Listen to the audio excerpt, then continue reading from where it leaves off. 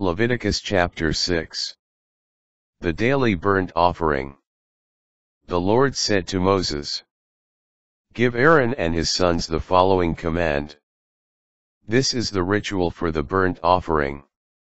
The burnt offering that is to remain on the hearth of the altar all night until the next morning, while the fire is kept burning on the altar.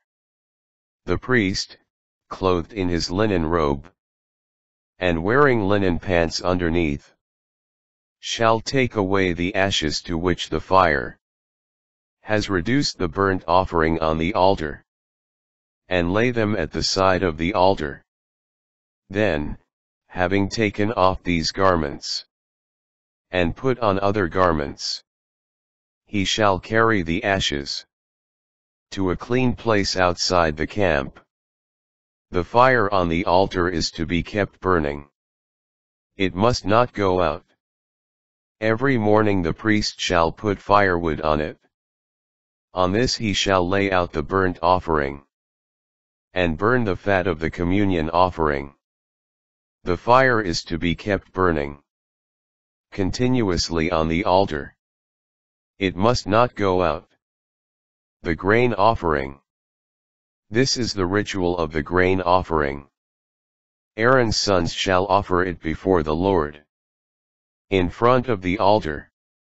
A priest shall then take from the grain offering a handful of bran flour and oil, together with all the frankincense that is on it, and this he shall burn on the altar, as a token of the offering, sweet aroma to the Lord.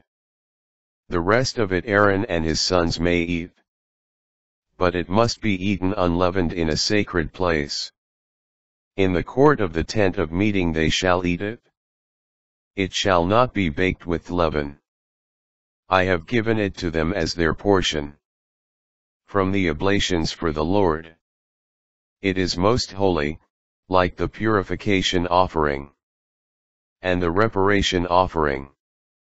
Every male of Aaron's descendants may eat of it perpetually throughout your generations, as their rightful due from the oblations for the Lord.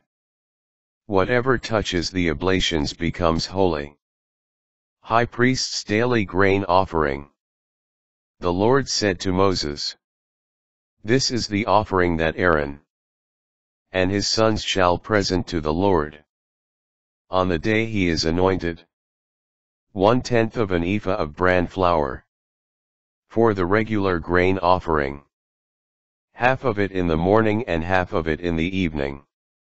You shall bring it well kneaded and fried in oil on a griddle.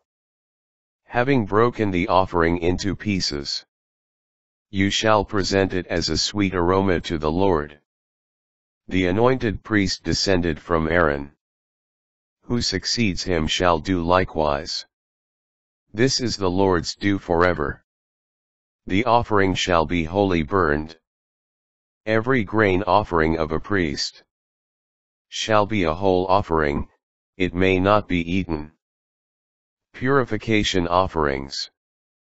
The Lord said to Moses, "Tell Aaron and his sons, this is the ritual for the purification offering.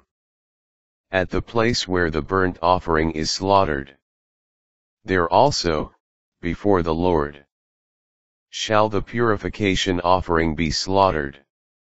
It is most holy. The priest who offers the purification offering shall eat of it.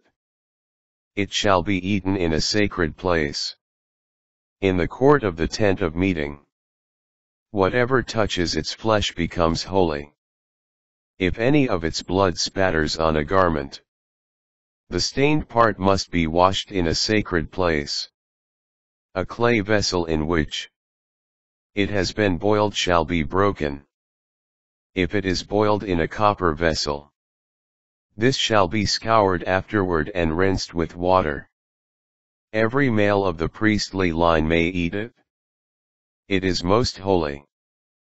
But no purification offering of which some blood has been brought into the tent of meeting, to make atonement in the sanctuary shall be eaten.